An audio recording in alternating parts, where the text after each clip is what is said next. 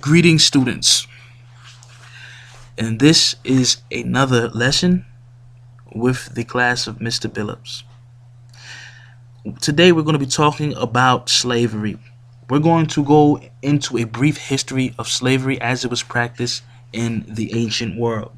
So, today's notes, the title is A Brief History on Slavery. Make sure you get that. So, we're going to begin in what we call the ancient world. And although we're referring to this as the ancient world, we are including the Americas, and there's a very specific reason for that. But we're going to look at traditional forms of slavery. At first, as it was practiced in Africa.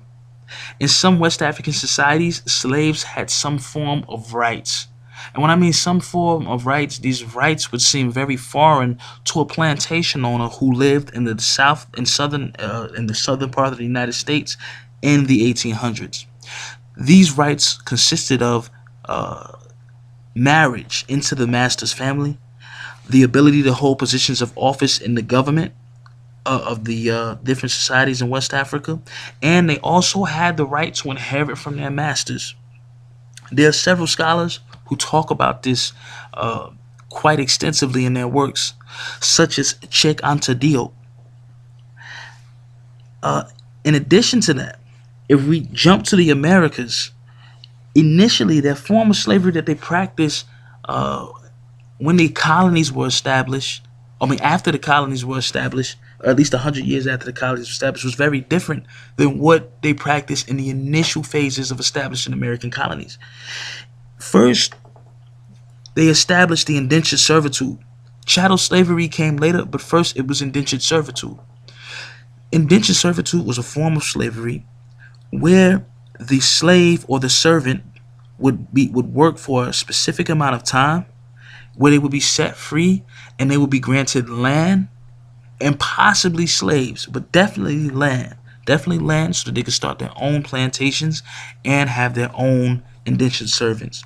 Many Europeans, many British uh, middle class or lower class uh, individuals came to America, came to the American colonies through this route.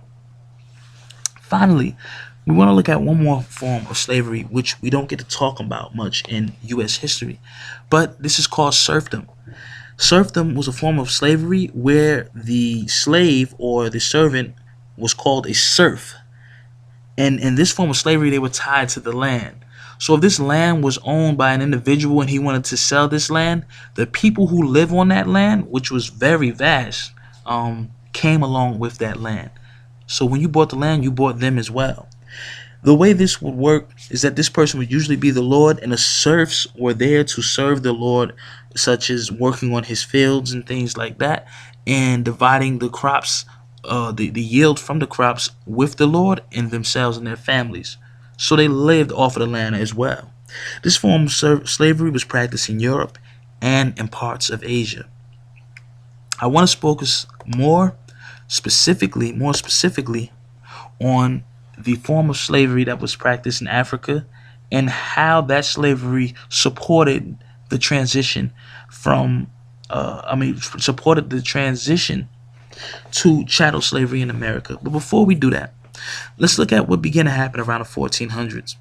Portuguese established trading posts along the coast of West Africa. While they were trading with the West Africans, of course, diplomatic relations were established, and these relations led to, business, or vice versa. The business led to good relations. Whatever the story may be, we know that at some point the Europeans began buying slaves from West Africa. And when they bought these slaves, they bought them for a very specific reason. The Portuguese had found sugar, or found the ability to produce large amounts of sugar on the islands of Principe and Sao Tome. They established the plantation in these locations, the plantation system in these locations, because the plantation system allowed them to grow large crops of a single product, or plant, in this case the sugar cane,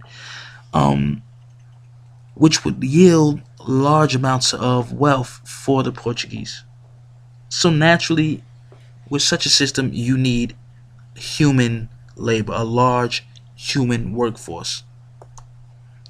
So we're going to go into what the plantation system actually breaks down. And as we said, plantation system is a farm where one crop is grown on a large scale. We already said that it requires a lot of human labor. This is the component that the African slaves fulfilled. The Portuguese brought the slaves from West Africa to work the plantations.